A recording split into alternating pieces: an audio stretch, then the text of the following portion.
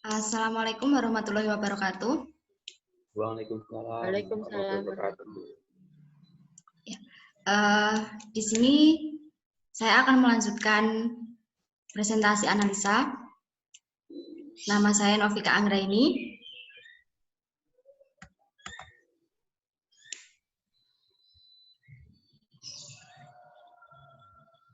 Langsung saja di sini saya mengambil judul yaitu Manajemen Resiko Teknologi Informasi untuk Keberlangsungan Layanan Publik menggunakan Framework Information Technology Infrastructure Library.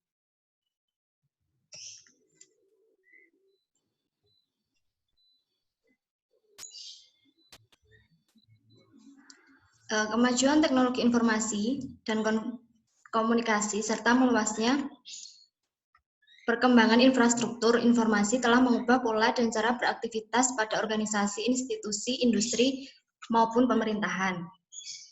Faktanya, semakin meningkatnya ketergantungan organisasi kepada teknologi informasi untuk mencapai tujuan strategi menjadi pendorong utama. Maka manajemen risiko teknologi informasi diperlukan untuk mengurangi dan menanggulangi risiko-risiko yang mungkin terjadi. Menurut Permen Kominfo tahun 2007, penyelenggaraan pemerintahan dalam rangka pelayanan publik memerlukan tata kelola yang baik. Information Technology Infrastructure Library sebagai suatu kerangka kerja manajemen layanan teknologi informasi dapat digunakan sebagai panduan.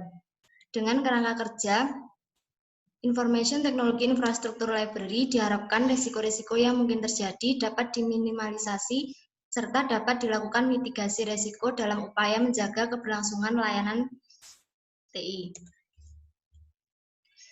Nah, manajemen risiko TI merupakan proses identifikasi risiko, penilaian risiko, dan pengambilan langkah-langkah untuk menurunkan risiko sampai level yang dapat diterima, menurut Stone-Brunner 2002. Manajemen risiko TI bukanlah hal yang mudah, melainkan merupakan hal yang penting untuk menjaga keseimbangan dalam proses manajemen risiko. Di sini ada perencanaan manajemen risiko. Terdapat tahapan-tahapan penting di dalamnya. Yang pertama yaitu identifikasi dan klasifikasi risiko TI. Yang kedua penilaian risiko TI atau business impact analysis dan menentukan prioritas. Yang ketiga strategi penanggulangan risiko TI yang merupakan identifikasi pengendalian TI. Yang keempat, implementasi dan dokumentasi dari penanggulangan risiko, yang merupakan pengendalian dari TI. Yang kedua, yaitu kerangka kerja manajemen risiko TI. Manajemen of risk sendiri merupakan metodologi standar yang dapat digunakan untuk manajemen risiko TI serta menilai risiko TI di dalam sebuah organisasi. Prosesnya yaitu ada 4. Yang pertama, identifikasi. Merupakan ancaman dan peluang dalam aktivitas yang dapat mempengaruhi kemampuan dalam mencapai tujuan. Yang kedua, menilai. Artinya pemahaman net effect dari identifikasi ancaman dan peluang aktivitas yang dilakukan. Yang ketiga, merencanakan. Merupakan mempersiapkan tanggapan manajemen secara spesifik yang dapat mengurangi ancaman dan memaksimalkan peluang. Yang keempat, yaitu implementasi, yang merupakan penerapan rencana manajemen risiko, mengawasi efektivitas dan mengambil langkah yang diperlukan dalam menanggulangi ekspektasi yang tidak sesuai. Nah, ini merupakan risiko dan ancaman pada layanan TI. Salah satunya, misalnya risiko kerusakan internal, ancaman yang akan terjadi adalah kebakaran, listrik padam. Risiko kehilangan data, ancamannya adalah virus.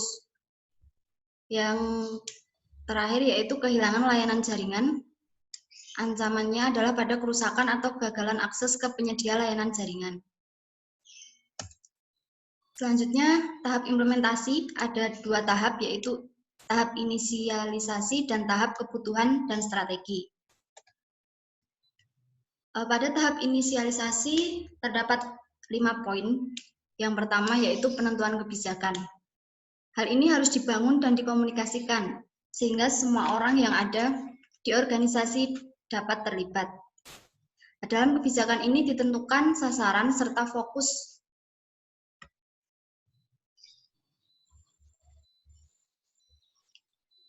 serta fokus dari manajemen peran dari pimpinan sangat menentukan keberhasilan dari kegiatan yang dilaksanakan. Yang kedua, lingkup. Pada tahap ini ditentukan lingkup serta tanggung jawab dari setiap staf yang ada di organisasi. Kewenangan dan tanggung jawab dari setiap staf disesuaikan dengan kemampuan dan kapabilitas yang dimilikinya. Yang ketiga yaitu alokasi sumber daya. Keberlangsungan dari bisnis membutuhkan sumber daya, diantaranya uang dan sumber daya manusia. Hal ini sangat penting untuk mendukung keberlangsungan dari proses. Yang keempat yaitu struktur pengendali dan organisasi proyek. Kegiatan yang dilakukan perlu diorganisir dan dikendalikan dengan baik, karena kegiatan yang bersifat kompleks sehingga perlu dilakukan langkah-langkah sistematis dan terkendali. Yang terakhir yaitu perencanaan dan proyek yang berkualitas. Perencanaan yang baik dapat menjamin keberhasilan pencapaian kualitas kegiatan. Tahap yang kedua yaitu tahap kebutuhan dan strategi. Ada 2 poin, yaitu yang pertama, analisis resiko. Pada tahap ini, menilai level resiko dengan mempertimbangkan faktor kecenderungan dan besarnya dampak resiko. Pada proses penilaian ini, memanfaatkan kerangka kerja manajemen of risk. Poin kedua yaitu strategi keberlangsungan layanan TI. Setelah mengetahui resiko-resiko yang terjadi, serta prioritas apa yang harus dilakukan dari hasil analisis resiko tersebut, maka dapat dirancang strategi-strategi untuk keberlangsungan layanan TI. Nah, ini adalah tabel hasil dari analisis resiko yang telah dilakukan. Terdapat sumber resiko, kecenderungan, dampak, tingkat resiko, dan prioritas.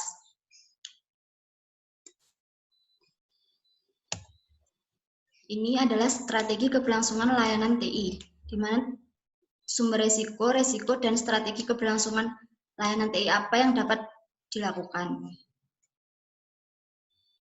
Ada sumber resiko alami, sumber resiko manusia, sumber resiko lingkungan, dan spesifik sistem.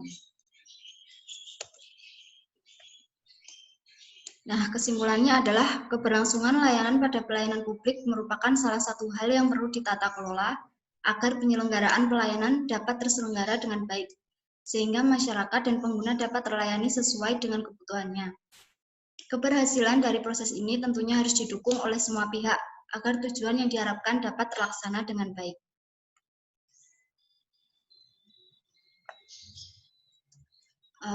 Mungkin ada yang mau bertanya? Ada, Mbak. Ini dijelaskan di dalam risiko dan ancaman pada layanan TI disebutkan ada 3. Ya. Nah, selain itu apakah ada risiko dan ancaman lain? Ini ya. Ya. Oh iya. Ada. Misalnya resiko pada itu kan ada kerusakan internal, kehilangan data, dan kehilangan layanan jaringan beserta ancamannya. Misalnya yang lain itu resiko kerusakan eksternal pada sistem atau jaringan. Maka ancamannya adalah dari semua ancaman yang terdapat pada kerusakan internal, kebakaran, listrik padam itu, maka pada kerusakan eksternal beserta pernyataan yang berlebihan untuk layanan-layanan maupun pada kesalahan teknis. Jadi berfokus pada kesalahan teknis. Misalnya yang lain ada resiko kehilangan layanan-layanan dan jaringan. Ancamannya adalah kerusakan atau gagalan akses pada penyedia layanan tersebut. Mungkin contoh yang lain itu. Sudah cukup. Oke.